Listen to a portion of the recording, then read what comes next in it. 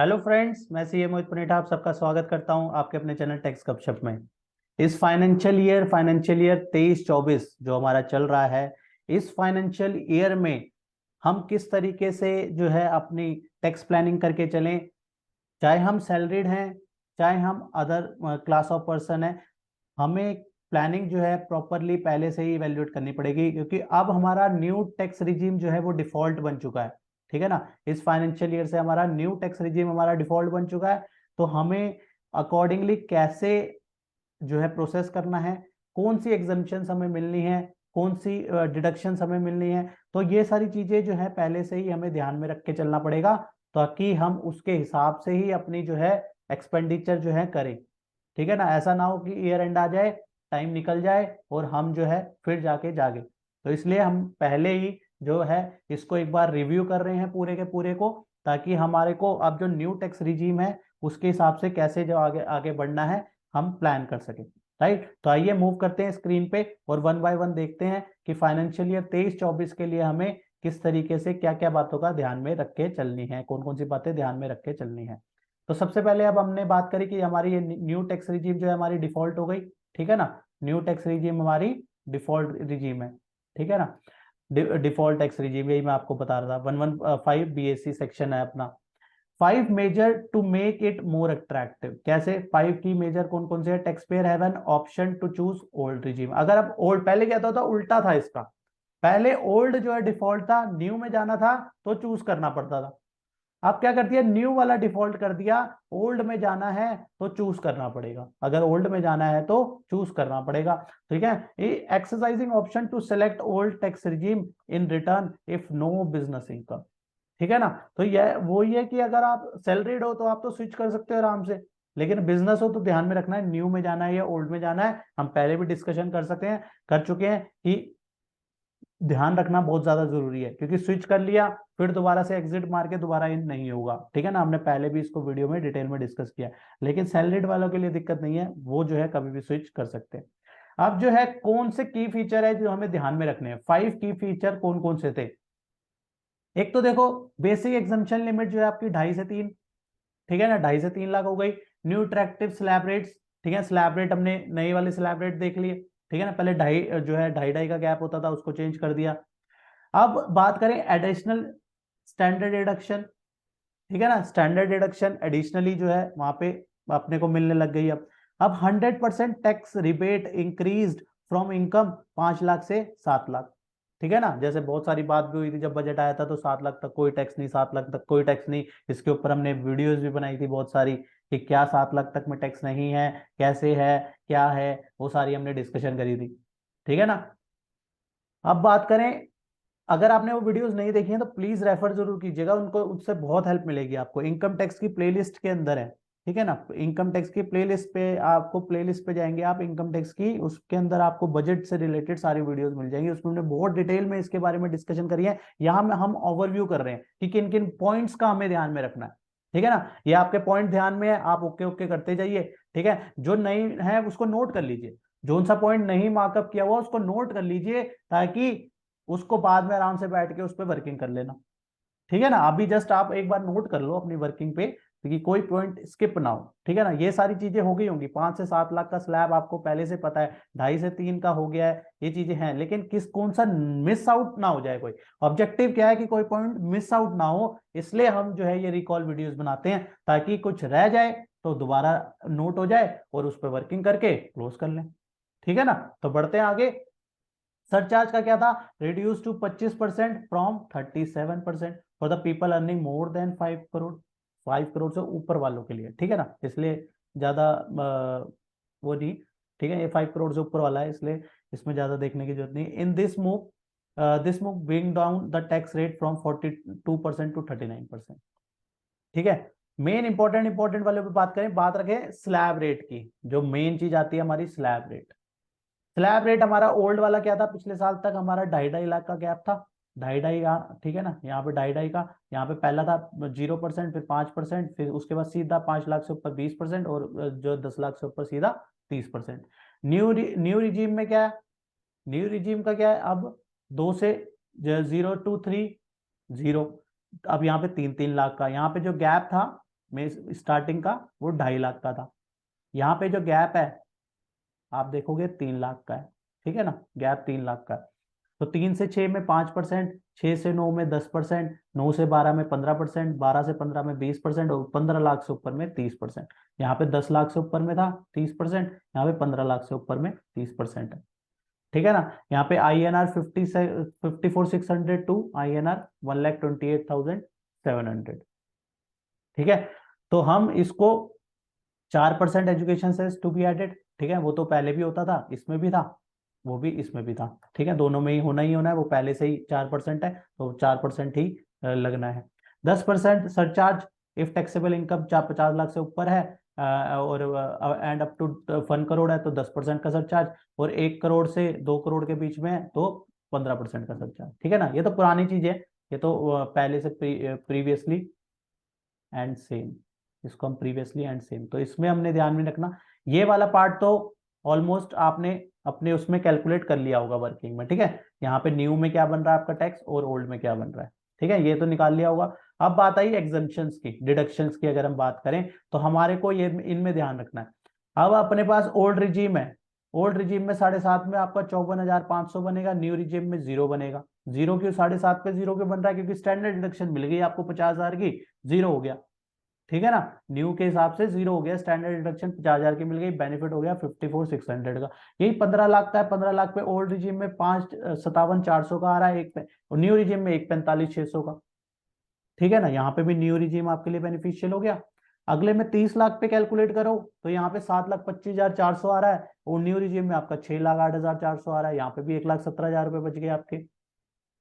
इसके बाद 45 लाख पे कैलकुलेट करते हैं, 11,94,400, यहाँ पे 10,76,400, यहाँ पे भी 1,70,000 रुपए बच गया, 1,70,000 रुपए। 60 लाख पे कैलकुलेट किया, 18,27,540 का टैक्स आया, यहाँ पे 16,98,840 का टैक्स आया, यहाँ 1,28,700 रुपए बच गया। यही आप 1 करोड़ पे टैक्स कैलकुलेट करो, 32 लाख, यहाँ पे आ रहा है अपना 30,71,000, यहाँ पे भी 1,07,000 बच गया, ठीक है ना। आप देखोगे कि यहाँ पे अपने को इनमें जो है इस हिसाब से बेनिफिट दिखा रहा है, जहां पे कोई एग्जम्पशन नहीं है, ठीक है ना, नो एग्जम्पशन है, तो वहां पे ऑब्वियसली आपको न्यू रिजीम जो है बेनिफिट दिखाएगी। अब ठीक है ना, आपकी एग्जम्पशन है आप उसके हिसाब से कैलकुलेट कीजिए, आपकी एग्जम्पशन नहीं है तो ऑब्वियसली आपको न्यू रिजीम यहाँ पे बेनिफिट दिखाएगी। हमने एग्जाम्पल जो है लेके चले। अब बात आती है कंपैरिजन करें old regime versus new regime. अब कैसे कैसे है deduction exemption, standard deduction old में भी थी और न्यू में भी है, ठीक है ना, कोई चेंज नहीं है। लॉस टैक्स रेट इफेक्ट कोई चेंज नहीं। HRA की बात करें, HRA ओल्ड में है, न्यू में नहीं है, न्यू में HRA नहीं मिल रही। अब HRA में क्या था, lower of rent paid minus 10% of basic salary, 40% of basic, HRA receive which ever is lower, ये हमारे को एग्जम्पशन मिल जाती थी, किसमें था, ओल्ड में। LTC की बात करें, ओल्ड में LTC भी मिल जाता था, ठीक है। यहाँ पे LTC क्या था, एयर फेयर डोमेस्टिक, 2 ट्रिप, एक ब्लॉक का 4 साल का ब्लॉक होता था, ठीक है ना, 4 साल का ब्लॉक होता था, उसमें आपको जो है 2 ट्रिप मिल जाती थी, खुद की, स्पाउस की और 2 चिल्ड्रंस की, ठीक है ना, ये LTC का बेनिफिट था। अब हाउसिंग लोन की बात करें, हाउसिंग लोन इंटरेस्ट की, यहाँ पे भी ओल्ड रिजीम में मिल रहा है, न्यू रिजीम में ये भी नहीं मिल रहा। ये 2 लाख तक का आपको मिल जाता था सेल्फ ऑक्यूपाइड में, ठीक है ना, सेल्फ ऑक्यूपाइड में 2 लाख तक का मिल जाता था। ATC की बात करें, ये भी ओल्ड में तो था ही था, अब न्यू में नहीं है, डिफॉल्ट में अब नहीं है ये। ऐसा ना हो SSC अपनी कैलकुलेशन जो है सारी की सारी ओल्ड के हिसाब से बना रहा हो, एम्प्लॉयर जो है वहां पे वो फाइल कर रहा हो न्यू के हिसाब से कैलकुलेट कर रहा हो, मिसमैच आ रहा हो। ध्यान में रखो, इन्फो आप एक बार कोऑर्डिनेट करो HR डिपार्टमेंट से, बिल्कुल एज इट इज आपकी कैलकुलेशन और डिपार्टमेंट HR डिपार्टमेंट की कैलकुलेशन मैच एग्जैक्टली हो रही है नहीं हो रही। 80D की बात करें, 80D भी ओल्ड में था, न्यू में नहीं है, ओल्ड ऑप्ट करोगे तो मिल जाएगा, न्यू ऑप्ट करोगे तो नहीं मिलेगा। 80C की लिमिट 1.5 लाख की, और यहाँ पे 80D की मैक्सिमम दिखा रखी है यहाँ पे, ठीक है ना। वैसे तो हमारी 25 50 इस तरीके से है, ठीक है ना। टैक्स रिबेट 87A की, यस, अप टू 5 लाख तक में 87A मिलके वो 0 कर देता था 5 लाख तक की इनकम, यहाँ पे जो है वो 7 लाख तक की इनकम को वो 0 कर देगा, ठीक है ना। 80, तभी तो कहते हैं 7 लाख तक कोई टैक्स नहीं, 7 लाख तक कोई टैक्स नहीं। रीजन क्या है, रीजन है ये, रीजन पीछे छुपा हुआ है 87A, जो इसको कह रहे हैं कि जीरो टैक्स, लेकिन ये रिबेट मिल रही है एक्चुअल में। अब यूनिफॉर्म अलाउंसेस भी ओल्ड में नहीं है, न्यू में, सॉरी ओल्ड में थी और न्यू में नहीं है। ये कौन सी मिलती थी, एक्चुअल बिल जो चाहिए होते थे यूनिफॉर्म के, तो उसके हिसाब से अलाउंसेस मिल जाती थी। एकेडमिक अलाउंसेस ओल्ड में थी, न्यू में नहीं है। जो भी एक्चुअल बिल होंगे एकेडमिक अलाउंसेस के, वो उसका वो जो है उसकी डिडक्शन मिल जाती है। Travelling allowance, DA, conveyance, reimbursement old में था, न्यू में भी है। देखो ये इंपॉर्टेंट इसलिए बन जाते हैं जहाँ पे दोनों में है, ठीक है ना, दोनों में है तो आप इसको ले सकते हो, जो बाकी जो है वो नहीं है। चिल्ड्रन एजुकेशन भी नहीं में, न्यू में नहीं मिलेगा। 100 रुपये पर चाइल्ड जो है पर मंथ पर चाइल्ड मिलता था, up to 2 child. Children education allowance मिलता था, ठीक है ना, वो क्या था, 300 रुपये पर मंथ पर चाइल्ड अप टू 2 चाइल्ड, ये भी मिलता था ओल्ड में, न्यू में नहीं है। ट्रैवल अलाउंस की बात करो, सॉरी ट्रांसपोर्ट अलाउंस की, वो दोनों में नॉट अवेलेबल नाउ, दोनों में ओल्ड लोगे तो भी नहीं मिलेगा, न्यू लोगे तो भी नहीं मिलेगा। Bank interest, bank interest on saving account, यहाँ पे ओल्ड में था, न्यू में नहीं है, ठीक है ना। बैंक इंटरेस्ट कौन सा वाला, 80TTA की बात कर रहा है, ठीक है ना, अप टू 10,000 तक। और 80TTB की लिमिट क्या थी, 50 लाख की, और 50,000 सॉरी, ठीक है ना, 80TTB की 50,000। वो सेविंग अकाउंट, वो एफडी वगैरह का भी इंटरेस्ट इंक्लूड कर देता है, यहाँ पे 80TTA में सिर्फ और सिर्फ सेविंग का। मील में क्या था, मील की परक्विजिट दोनों में है, अप टू 2200 रुपये पर मंथ। और इसके बाद बात करें तो ब्रेक इवन, ब्रेक इवन की बात करें तो break even investment deduction pool, अगर 7.5 तक है ब्रेक इवन, तो वहां पे क्या हो गया, 2 लाख, ओल्ड रिजीम में 2 लाख से ज्यादा, न्यू रिजीम में 2 लाख से कम, ठीक है, तो 7.5 लाख पे ब्रेक इवन हो गया। यही 10 लाख पे ब्रेक इवन, 2.5 लाख का, 2.5 लाख, 2.5 लाख, यही 12 लाख पे आप 12 लाख के इनकम पे कैलकुलेट करोगे तो 3 लाख, 3 लाख, यही 15 लाख पे तो 3,58,000, अगर इतने की इन्वेस्टमेंट है तो, ठीक है ना, इन्वेस्टमेंट इतने की होनी चाहिए तब जाके इतनी इनकम में इतना आपका दोनों में सेम बनेगा। समझ आ रही है ना, दोनों में सेम अमाउंट कब बनेगा, जब इतना आपका इन्वेस्टमेंट होगी, इतने की इन्वेस्टमेंट होगी, तो आप चाहे ओल्ड में जाए चाहे आप न्यू में जाए, मतलब ये दोनों फ्रीज कर दिए आप इसको समझने के लिए ना। ये दोनों मान लो ये दोनों फ्रीज हैं, ये दोनों जब अमाउंट फ्रीज होंगे और आप कैलकुलेट करोगे कि न्यू में कितना टैक्स बन रहा है और ओल्ड में कितना टैक्स बन रहा है, तो आप देखोगे कि दोनों में सेम बन रहा है, दोनों में सेम टैक्स बन रहा है, ठीक है ना। उसके लिए आपकी इनकम, इनकम तो ऑब्वियसली फ्री फ्री सेम ही होगी। जब आप डिडक्शन को फ्रीज करोगे, क्योंकि डिडक्शन किसी में मिलनी है किसी में नहीं मिलनी, और स्लैब अलग अलग है, तो वहां पे ब्रेक इवन इस तब आएगा जब आप दोनों को सेम डाल के देखोगे, ठीक है। If exemption deduction is greater than break even, net income is up to 10 lakh per annum, then prefer old regime to save tax 20%, 20% और 4% एजुकेशन सेस लगा के 20.80। अगर ग्रेटर देन 10 लाख है तो प्रेफर करो ओल्ड रिजीम, ताकि आपकी सेविंग कितनी होगी, 31.20, कैसे, 30% का टैक्स प्लस 4% एजुकेशन सेस, ठीक है ना। इसको हम करेंगे 30% टैक्स प्लस 4% एजुकेशन सेस, यहाँ पे ऐसे 20% प्लस 4% एजुकेशन सेस, ठीक है ना। तो हमें ये एक कैलकुलेशन है कि कहाँ पे हमको कब हमें ओल्ड लेनी है कब हमें न्यू लेनी है, जब हमें अपनी इनकम के हिसाब से हमारे को अपनी डिडक्शंस देखनी है, क्योंकि ओल्ड में कुछ डिडक्शंस नहीं मिल रही और सॉरी न्यू में कुछ डिडक्शंस हमें नहीं मिल रही, कई दोनों में मिल रही हैं, तो इस तरीके से हमें इवेल्युएट करना पड़ेगा। की चेंज की अगर बात करें, क्या क्या इंपॉर्टेंट चेंज है, अदर की चेंजेस हैं, TDS on EPF withdrawal, TDS rate reduce हो गया 20%, पहले 30% होता था, अब 20% उसको रिड्यूस कर दिया है। जब हम ईपीएफ विड्रॉ करते हैं तो वहां पे उसको 30% जो है टीडीएस की लाइबिलिटी आ जाती थी, उसको रिड्यूस करके 20% कर दिया है on the taxable withdrawal of EPF. Insurance policy premium अगर 5 लाख से ऊपर है तो नो एग्जम्पशन, 8010 टीटी 10D में जो आपको मेच्योरिटी मिलेगी उस पर एग्जम्पशन नहीं मिलेगी अगर प्रीमियम 5 लाख से ऊपर है। तो ये इसमें इंश्योरेंस कंपनी को काफी ज्यादा जो है इसको अब सोचना पड़ा है इसके बारे में, कि प्रीमियम जहाँ पे 5 लाख से ऊपर हो रहा है तो उसकी मेच्योरिटी टैक्सेबल हो जाएगी। मेच्योरिटी कितना हैवी अमाउंट होगा, मेच्योरिटी का अमाउंट कितना हैवी होगा ना, उसके हिसाब से जो है अब इंश्योरेंस कंपनी को काफी सारा इस पे इवैल्यूएशन जो है करना पड़ा। एटीसीसी की बात करें, एटीसी हमारी एक कॉमन वो होती है जिसमें हम सब ने जो है मोस्टली 1.5 लाख तक की इन्वेस्टमेंट करी होती है, ठीक है ना। 1.5 लाख की इन्वेस्टमेंट हम सब ने जो है यहाँ पे कर रखी होती है, 1.5 लाख, ठीक है। चाहे वो पीएफ में करी हो, पीपीएफ में करी हो, एनएससी में करी हो, 5 साल की हमने एफडी करा दी, होम जो है हमारा लोन चल रहा है होम लोन, उसके प्रिंसिपल की पेमेंट, प्रिंसिपल की डिडक्शन यहाँ मिल जाती है, उसके इंटरेस्ट की डिडक्शन जो है वो सेक्शन 24 में मिल जाती है ना। तो लाइफ इंश्योरेंस प्रीमियम हम दे रहे हैं, उसकी डिडक्शन मिल जाएगी, टैक्स सेविंग। और ये लाइफ इंश्योरेंस में ना लोगों को एलआईसी से कंफ्यूजन होता है। ये लाइफ इंश्योरेंस प्रीमियम की बात हो रही है, it's not only about the LIC. LIC एक कॉर्पोरेशन है, उसकी लाइफ इंश्योरेंस जो होगी उसकी भी मिलेगी, उसका जो प्रीमियम पे करे हो।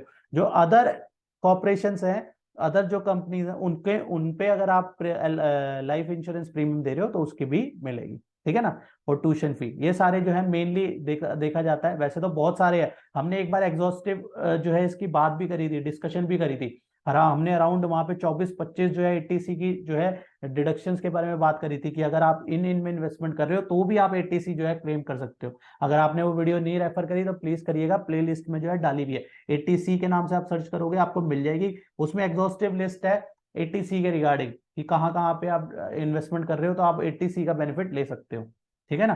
प्लेलिस्ट पे आप सर्च कर लेना अगर नहीं देखी तो। 80D में अगर हम बात करें तो वैसे तो नॉर्मली यही होता है 25 लाख की, सॉरी 25,000 की। अगर हम अपनी सेल्फ और 2 चिल्ड्रन तक की इन्वेस्टमेंट करें और एज जो है 60 ईयर से कम है तो 25,000। वो पेरेंट्स की अगर एज 60 से कम है तो भी 25,000। अगर एज 60 से ज्यादा है, सेल्फ स्पाउस एंड 2 चिल्ड्रन, तो वहां पे उस केस में 50,000, ये 25,000 बढ़ के 50,000 हो जाता है। पेरेंट्स की एज 60 से ऊपर की है तो भी 50,000 हो जाता है। और हेल्थ चेकअप की, प्रिवेंटिव हेल्थ चेकअप जो है 5,000 की अलग से मिलती है, including in above limit only 1, included above limit only 1। तो यहाँ पे हमें ध्यान में रखना है कि प्रिवेंटिव हेल्थ चेकअप की भी 5,000 रुपए की जो है हमें 80D मिल जाती है। मेडिकल एक्सपेंडिचर जो है अगर 60 साल से ऊपर है तो नो इंश्योरेंस, 50,000 तक की डिडक्शन, ठीक है ना। तो ये 80D में क्लेम कर सकते हैं। 24B अभी जो मैंने ऊपर बात करी कि प्रिंसिपल की आपको डिडक्शन मिल जाएगी, किसमें, प्रिंसिपल की डिडक्शन आपको मिल जाएगी 80C में। और आपको जो इसकी है जो उसमें इंश्योरेंस का और जो इंटरेस्ट का पार्ट है उसकी डिडक्शन आपको सेक्शन 24B में मिल जाएगी, हाउसिंग लोन के इंटरेस्ट की, ठीक है ना। 2 लाख तक की, 2 लाख तक की आप यहाँ पे क्लेम कर सकते हो। Housing loan interest up to 2 lakh self occupied. और यहाँ पे interest deduction no limit to let out, अगर लेट आउट है तो यहाँ पे 2 लाख से भी ऊपर कोई उसमें कोई लिमिट नहीं है, 2 लाख से ऊपर भी जा सकती है, 4 लाख, 5 लाख, जो भी आपका हाउसिंग लोन पे इंटरेस्ट जा रहा है, अगर वो लेट आउट है तो उस पर कोई भी लिमिट एप्लीकेबल नहीं है। However set of against the salary income in any financial year can not exceeding 2 lakh, ठीक है ना। अब ये आप कैलकुलेटर कोई भी यूज कर सकते हैं, इनकम टैक्स की साइड पे जो है कैलकुलेटर दिया हुआ है, इस कैलकुलेटर के थ्रू भी जो है आप वहां पे जो अभी हमने ऊपर दिखाया ना कंपैरिजन वाला, उस तरीके से आप कंपेयर कर सकते हो। तो अपनी अपनी इनकम डालना, डिडक्शन डालना, तो आपका दोनों पे आ जाएगा न्यू टैक्स रिजीम में क्या टैक्स बन रहा है और ओल्ड में क्या बन रहा है, आप कंपेयर कर लो, ठीक है ना। बहुत ईजी हो गया। आप कैलकुलेटर जो है साइड पे है, कभी भी आप लॉग इन करिए, अपनी इनकम वगैरह डालिए, वो बता देगा क्या टैक्स बन रहा है, दोनों में जो भी आपका लीस्ट होगा वो जो है बन जाएगा, ठीक है ना। तो ये हमने एक एंटायर डिस्कशन करी जो कि बहुत ज्यादा इंपॉर्टेंट बन जाती है हमें। अब हमारा फाइनेंशियल ईयर 23-24 जो चल रहा है, हम अभी से प्लान करके चलेंगे तो हमारा इसके अकॉर्डिंग जो है उसके हिसाब से हम टैक्स प्लानिंग कर पाएंगे और अपने टैक्स को जो है अकॉर्डिंगली जो है पे ऑफ कर पाएंगे। हम हमें अपना कैलकुलेट करके एचआर से एक बार वैल्यू वो भी करना है, रिकनसाइल भी करना है कि सही कैलकुलेट हो रहा है, टीडीएस भी अकॉर्डिंगली कट रहा है नहीं कट रहा, अगर आप सैलरीड है तो, ठीक है। आप बिजनेस एंटिटी हैं तो उसके हिसाब से आप अपनी एग्जाम्पशन देख लीजिए कि एग्जाम्पशन हम सही क्लेम कर रहे हैं नहीं कर रहे, ठीक है ना। अब हमारा न्यू में क्या होगा, ओल्ड में क्या होगा, कहीं स्विचिंग करने में क्या है, ठीक है ना। बिजनेस अदर देन सैलरीड को तो वो भी देखना है, स्विचिंग का भी ध्यान में रखना है, तब न्यू न्यू ओल्ड वो वाला स्विचिंग वाला इशू आ जाएगा नहीं तो, ठीक है ना। तो इसलिए जो है ये सारी चीजें बहुत ज्यादा इंपॉर्टेंट हो जाती है, इसलिए पहले इवेल्युएशन करनी ज्यादा जरूरी हो जाती है ना। ये नहीं है कि साल खत्म हुआ हम मार्च में जाके देख रहे हैं कि मार्च 2024 में जाके हम 2023-24 की प्लानिंग कर रहे हैं, कोई फायदा नहीं। पहले करो, बेटर है, पहले से इवेल्युएट करके चलो, लास्ट में इजीली आपका जो है रिटर्न फाइलिंग हो जाएगी, राइट। तो इसी की डिस्कशन को आज जो है इसी के साथ विराम देते हैं, मिलते हैं नेक्स्ट वीडियो में नेक्स्ट टॉपिक के साथ। टिल देन बाय बाय, जय हिंद जय भारत। होप आपको ये इन्फॉर्मेशन पसंद आई होगी। तो इसे लाइक कीजिए, शेयर कीजिए। रेगुलर अपडेट्स के लिए आप हमारे चैनल को सब्सक्राइब करें। नोटिफिकेशन बेल आइकन को प्रेस करना ना भूलें, ताकि जैसे ही नया अपडेट डालें आपको वो इमीडिएटली मिल जाए। Thanks for watching.